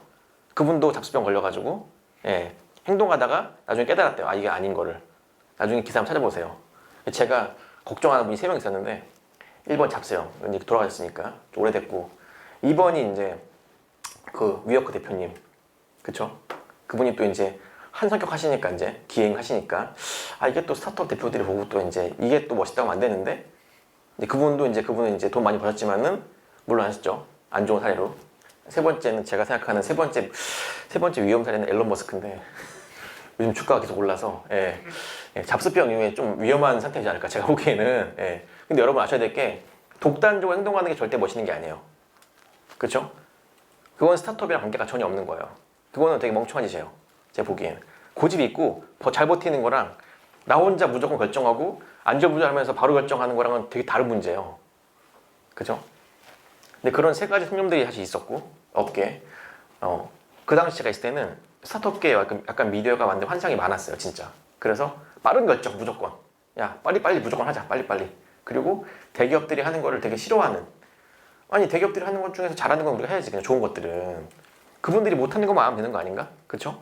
근데 옐로우 문화가 뭐냐면은 뭔가 대기업들이 한다고 하면 되게 싫어했어 그냥. 저는 이걸 막 틀렸다고 보거든요. 특히 리스크 관리는 배워야 돼 저희가. 그분들 리스크 관리 방법들은 일본 배워야 돼요. 많이 배워야 된다 라고 생각을 하고 있어요. 근데 그걸 못했죠. 결과적으로는 실패하게 된 원인 중에 하나가 제일 큰 원인이 리스크 관리가 안 된 거예요. 지금도 결과적으로는 그 리스크를 해결 못했어요. 상장사 3개가 있는데 리스크가 어디인지 아무도 몰라. 왜냐면 그 관리하는 직원 다 나갔거든요. 그래서 뭐가 문제인지 아직도 모르는 상태로 가고 있어요. 네, 되게 큰 문제죠. 두 번째는 이거는 CEO의 문제라고 말할 수 있는데 그분을 비난한 건 아니에요. 비난한 건 아니고 모든 CEO들이 겪는 문제예요. 회사가 커지면은요, CEO가 커야 돼요. 그쵸? 회사가 크지 않는데 CEO 혼자 크는 경우는 없고요. 예, 많은 경우에 그러면 그분 되게 신기한 분이죠. 그분은 뭐 종교를 하셔야 되는데 그런 분 빼고 회사가 크는데 CEO가 못 크면은 진짜 큰 리스크가 와요. 회사는 규모에 따라서 해야 될 일과 어떤 식으로 가져가야 될 것들이 있어야 무조건. 이것들은 대기업이고 소기업이고 뭐 이런 게 중요한 게 아니라 이걸 안 하면은 안 되는 일들이 있어요. 그쵸? 그 일들을 반드시 하고 근데 그 일들이 그동안 성장하기 위해서 내가 해야 되는 일이랑 안 맞아. 내가 불편해. 예를 들어서 그런 일들이 많아요. 하지만 그런 일들을 회사가 크면은요 받아들여야 돼요. 그쵸? 사람이란 거는 제가 한번 성공을 하게 되면은 성공한 공식 따라서 계속 가요. 예, 저도 그래요. 그건 어쩔 수 없어요. 사람의 본성이라는 거는. 그런데 회사가 커지면은 자기가 해왔던 거를 억누르는 일이나 자기가 해왔던 거랑 반대인 일을 해낼 수도 있어요. 그거를 받아들이는 게 제가 보기에 되게 중요하거든요. 근데 그렇게 못하게 되면은 가장 큰 리스크는 본인에게 옵니다. 본인에게. 모든 책임은 본인이 지게 되니까. 예. 경험 부족이란 말은 어떻게 보면은 단순한 언어인데 모든 스타트업 대표들이 사실 한 번씩은 생각해봐야 되는 문제예요. 그럼 세상에 경험 충분한 사람 누가 있냐? 10년 동안 대기업 화장하신 분 경험 충분하냐? 그것도 아니에요. 그분 맨 땅에서 와서 하라 못할걸요 아마? 여러분이 하라고 하면 못해요. 본인이 입으로 일한 지 한 10년 됐으니까. 그쵸? 못해요. 별개 문제예요 사실은. 지금 쿠팡 대표님이나 여러 가지 크신 대표님들은 정말 사업 오래 했냐? 그렇지 않아요. 그건 관계없어요. 그게 중요한 게 아니라 회사가 커지고 내 상황에 따라 변하면서 내가 변하는 거예요. 그 변화를 스스로 받아들이고 어떻게 될지에 따라서 빨리빨리 캐치업해야 돼요. 근데 본인이 혼자 생각하잖아요. 잘 몰라. 저는 많이 말씀드리는 게 절대 본인이 혼자 고민한다고 알 수 없습니다. 이런 것들은. 그래서 주위에 자문하는 분들과 여러 친구들이나 대표들 많이 만나세요. 상담을 많이 해야 돼. 그래서 내가 잘못하고 있나 잘하고 있나를 스스로 인지하지 못하면은 남한테 물어봐야 돼요. 네가 보기에 내가 잘하고 있는 거 같냐? 이런 면에서 내 판단이 맞냐? 틀리면 어떤 거냐? 많이 물어봐야 돼. 친한 사람들한테. 그쵸? 대신에 그런 건 안 되고 뭐냐면은 직원들이 가장 싫어하는 게 하나 있죠. 대표님이 주말에 친구 만나고 왔더니 월요일날 회사 가서 갑자기 뭐 하자고 하는 거. 그쵸? 이런 거 직원들이 되게 싫어하는 공통 요소인데 그런 걸 하라는 게 아니고요. 평소에 우리 회사의 단계나 내가 내린 결정에 대해서 내가 진짜 맞게 내렸나? 이런 것들에 대한 검증 수술 많이 해야 돼요. 그래야 성장을 할 수 있어요. 그리고 본인이 불편하더라도 받아들일 거 받아들여야 돼요. 세상에서 뭐 사회사면서 생활하면서 나에게 쓴소리 하는 사람 별로 생각 없어요. 그쵸? 사회생활하면서 나한테 쓴소리 해주는 사람 없잖아 솔직히. 나한테 쓴소리 해주는 사람은 되게 나를 좋아해주는 사람이에요. 대표적인 예가 엄마랑 아빠. 그쵸? 엄마랑 아빠 왜 아무 쓴소리 하지 않아요? 왜냐면 나랑 관계가 없거든. 망하든 말든. 그쵸? 그래서 혹시나 회사에 나한테 쓴소리 하는 분이 있으면은 그분의 말을 많이 들어보는 걸 저는 강추합니다. 네. 그분은 쓴소리해서 얻을 게 없거든 솔직히 직원들은. 아무것도 없어요. 사실 그분은 나가면 그만이거든. 근데 나를 왜 쓴소리를 한다는 사람은 나를 생각해주는 면이 하나라도 있는 거예요. 회사에 대해서. 그래서 말을 많이 드려야 돼요. 그리고 회사가 커가면서 커야 됩니다. 옐로우바일은 4천억이 넘는 매출액이 됐는데 그 당시에 맞는 일을 하지 못했어요. 그 당시 회사가 능해야 되는 일들을 하지 못했기 때문에 회사는 갈수록 더 리스크에 빠지겠습니다. 세 번째, 목표가 약간 잘못됐는데요. 네. 회사가 커가면은 아까 말씀드린 바와 같이 각 단계에서 해야 될 일들이 있어요. 내가 무엇을 해야 되냐. 근데 여기서 가장 중요한 게 우리의 가치, 우리의 목표가 회사 가치를 높이는 게 하면 안 돼요. 회사 가치를 높인다는 말은 나중에 여러분 회사를 투자를 많이 받으시거나 회사 가치가 높아지면은 100억, 200억, 1000억 올라가잖아요. 그러면 사람들이 회사 가치에 대한 약간 밸류를 많이 높게 둬요. 1조 회사 평가 받잖아요. 1조로 많이 평가 받잖아요. 그러면은 가장 먼저 뭘 하는 줄 알아요? 대표들이 1조 곱하기 내 지분율 합니다. 그래서 내가 이렇게 부자구나 이런 생각을 하게 돼요. 다 안 할 것 같죠? 다 합니다. 예. 1조가 아니라 한 몇백억만 돼도 내가 마치 수십을 가진 것 같은 느낌. 그쵸? 그러면서 이거 내 부가 막 엄청 크고 있네 막 이런 생각을 하게 돼요. 예. 이제 그렇게 되면 진짜 큰일 나는 거예요. 회사의 목표는, 회사의 가치는 여러분이 그거를 회수하거나 아니면 뭐 IPO 가거나 다음 단계로 가기 전까지 의미가 없는 숫자예요. 진짜로. 이 회사의 경영권을 유지하고 추가로 펀딩을 받기 위한 일종의 구조라고 보시면 돼요. 제가 보기에는. 그 돈은 절대 회수할 수 없어요. 예. 옐로우바이를 1조까지 갔으니까 수많은 주주 해봤겠죠. 1조 곱하기 나의 지분율. 예. 아마 해본 분이 엄청 많을 거예요. 그래서 그 당시에 이제 뭐 근처에 있는 바나 호텔 이런 데 가면은 사람들이 막 술 마시고 뭐 차 마시고 이러면서 막 내가 얼마를 가지고 있는 얘기 되게 많이 했다고 하더라고요. 네. 여튼 그 전략이 사실은 회사 가치를 높이기 위한 전략이 되면 안 됐어요. 일단 어떻게든 움츠러서 살아남고 결과적으로는 각 사업들이 어떻게 생존하기 위한 방법을 찾아야 되는데 일단은 1조가 되고서 가치가 높아지다 보니까 다들 생각했던 거는 회사 가치, 숫자 이게 되게 중요했던 거죠. 그래서 이 세 가지 요인이 버무려지면서 회사가 결과적으로는 무너지게 됩니다. 2018년, 17년, 18년 그 당시에 의견 거절받았고요. 감사 의견 거절받으면은 가장 치명적인 게 모든 금융기관들이 빌려준 거를 회수하려고 그래요. 네, 그래서 큰 재무적인 어려움을 겪었습니다.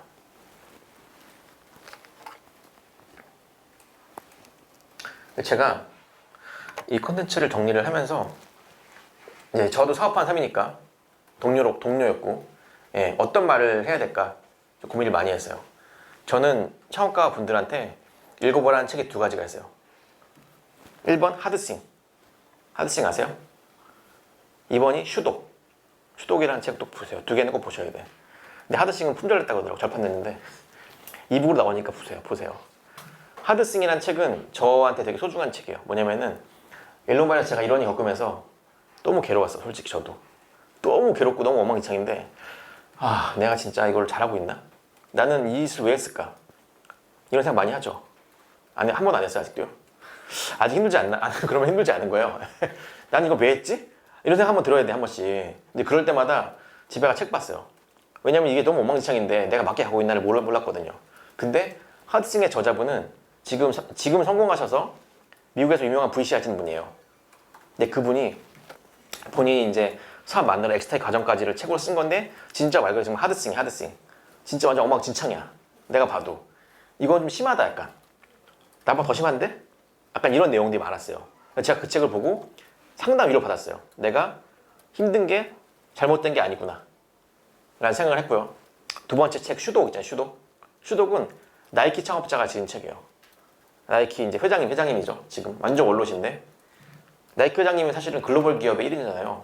그러면은 과거를 되게 미화할 수 있어요. 나는 막 갑자기 신발의 디자인 막 혼자 떠올라서 막 혼자 막 신발 그렸고 막 이런 거 할 수 있어요. 아무도 뭐라 안 그래.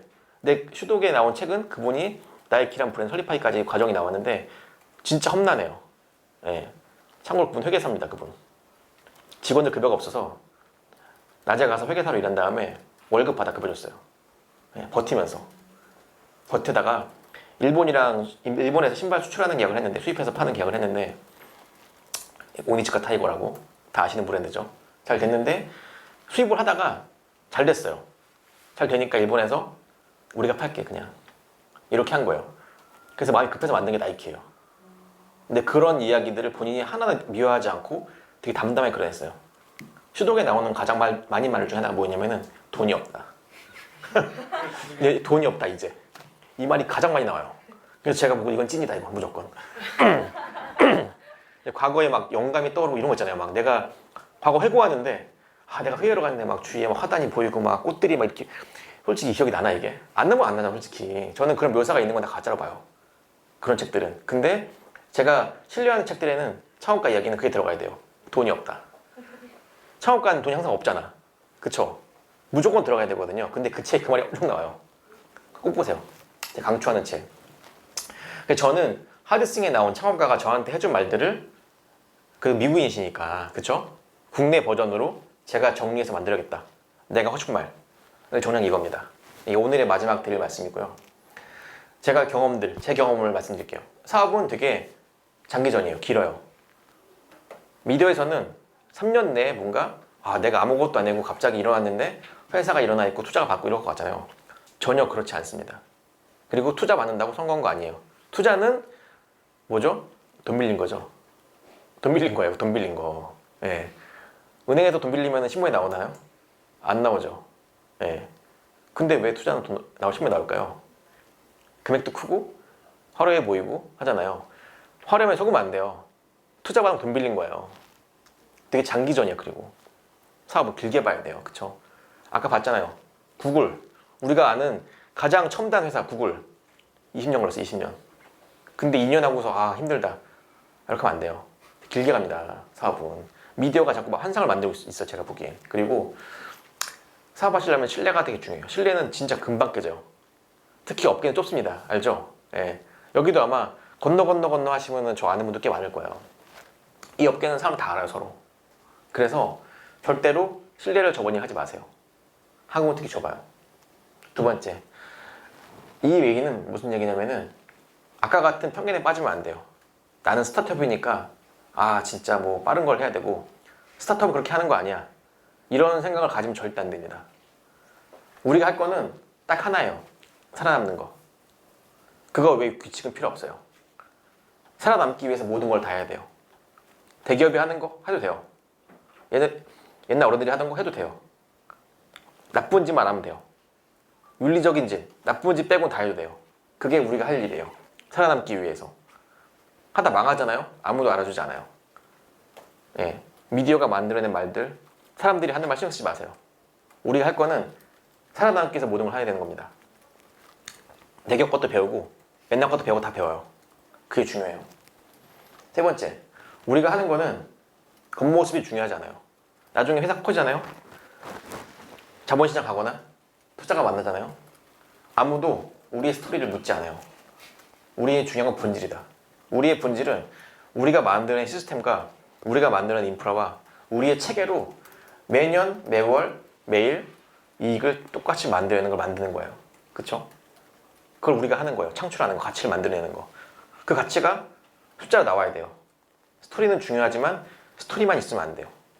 우리가 만드는 거는 영업놀이가 아닙니다. 미디어에서는 되게 멋있게 보이죠? 막 투자도 받았고 이분이 나와서 뭘 했고 막. 전 물어봐요. 매출 얼마예요? 6개월치 버틸 분 있어요? 제가 보기에 더 중요하거든. 그쵸? 신문 한번 나온다고 영업 안 돼요. 아무것도 변하지 않아요. 네. 그럼 저같이 뭐 유튜브 나오고 신문 나오고 달라지냐? 달라지는 건 악플 받는 거? 아무것도 없어요. 네. 오로지 중요한 건 본질이다. 제가 보기에. 네 번째, 밸류에이션은 뭐다? 우리가 사업을 영위하고 일정한 궤도까지 가기 위해서 필요한 구조 중에 하나예요. 여러분의 지분율 1조 받으면 곱하기 지분율 하지 마시고, 그쵸? 그 돈 회수할 수 없으니까 어차피 회사가 일정 궤도에 오르기 전까지는 어떤 것도 할 수 없어요. 매각이나 IPO나 할 수 없어요. 거기까지 가기 위해서 만드는 게 밸류고 그 밸류에이션으로 투자를 받아 돈을 구해야 돼요. 자금 조달하는, 그게 우리 할 일입니다. 이 밸류에이션 받았다고 해서 여러분이 몇십억 가진 분이 되는 게 아니에요. 절대로 할 수 없습니다. 5번, 이거는 여러분들 인생을 위해서 제가 또 추가 말씀을 드리는 건데, 항상 물을 수 있는 분들이 주위에 있어야 돼요. 저같이 이제 회계사나, 제 주위에는 대부분 회계사 편을 많거든요. 저도 물어봐요. 저도 분야가 그 분야가 아니면 전 세금 모르거든. 세금 분야는 뭔지는 아는데 잘 몰라요. 물어봐야 돼요. 의사결정할 때 항상 물어봐요. 이제 그럴 수 있는 분들을 주위에서 많이 만드세요. 사업가 분들도 좋은데, 제가 보기에는 뭐 저 같은 다른 분야 사람들 많이 만나고, 그리고 이제 냉정하게 서로 평가할 수 있는 사업가를 만나고요. 그래서 자기에 대해 평가를 많이 물어봐요. 내가 판단한 게 맞냐? 메타인지를 자꾸 하지 않으면은 망가져. 나중에 사람이 매몰되고 망가지고 과거의 습관에 무조건 집착하게 돼요. 그러면 성장할 수 없어요. 개인을 위해 성장을 해야 돼요. 6번째, 계획은 색깔로 짜는데, 지금도 그러시는 분 있을 거예요. 계획은 일단 가장 좋은 거, 그리고 현실적인 거 하나, 최악. 근데 가장 좋은 건 대부분 이루어지지 않죠. 한 번도 일어난 적이 없습니다. 저도 이제 일단 짜긴 짜. 상상은 내 맘이니까 하는데 한 번도 일어난 적이 없어요. 백업 플랜은 무조건 있어야 돼요. 경험상 40%는 백업 플랜이 필요하더라고요. 그쵸? 60%가 현실적인 이야기. 그냥 할 수 있는, 꾸역꾸역 할 수 있는 게 60%. 기적이 발생할 1%. 나머지는 최악의 상황을 대비해서 만들어놔야 돼요. 대부분은 초기 기업들은 대부분 돈 문제가 많겠죠. 그쵸? 돈 문제는 빨리 해결할 수 없으니까 빨리빨리 만들어 가야 돼요. 그리고 다시 한번 말하지만은 돈 문제로 회사가 어려워지면 모든 책임은 대표가 집니다. 예, 제 주위에는 큰 돈 버신 분도 있고 크게 망하신 분도 있고 되게 많아요. 근데 저는 항상 보수적으로 계획을 세워서 절대 망하지 말아라. 첫 번째 말을 해요. 그리고 진짜 어쩔 수가 없이 회사를 정해야 되는 경우에는, 회사를 접을 경우에는 개인의 피해를 최소화시켜라 라고 항상 말씀을 드려요. 그래서 백업 플랜은 항상 만들어놔야 돼요. 예, 7번째, 이거는 생각을 한 번도 안 하신 분이 많을 텐데, 회사가 성장한다고 여러분이 큰 돈을 버는 게 아닙니다. 성장해서 돈 버는 거랑 별개의 얘기입니다. 그쵸? 그거는 그때 생각해 봐야 돼요. 예, 우리 희망사항은 회사가 성장해서 매출이 커지면은 돈 많이 벌겠다. 진짜 어떻게 생각하잖아요. 그럼 제가 물어봐요. 어떻게 벌 건데? 급여로? 회사 있는 거 다 빼갈 거예요? 못 빼가죠. 그쵸? 어떻게 벌 거야? 팔 거예요? 팔아봤어요? 안 팔아봤잖아, 한 번도. 그쵸? 돈을 벌기 위해서 하는 건 맞는데 회사가 성장하는 거랑 돈 많이 버는 거랑 진짜 다른 얘기예요. 그래서 이거는 그 단계에 가 생각을 하고 본인이 생각할 필요가 없다, 이것도. 그 단계에 이런 걸 할 수 있는 분들이 있어요. 그런 분들과 얘기를 해야 돼요.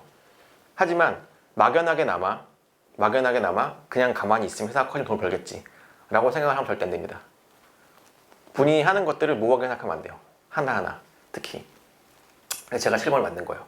제 주변 회사를 키우고도 돈을 못 번 분도 많고요. 그쵸? 네. 하지만 회사가 진짜 많이 크면 거의 벌긴 해요. 하는데 중요한 건 별개 얘기다, 제가 보기엔. 방법적으로는 나중에 생각을 해봐야 된다. 예.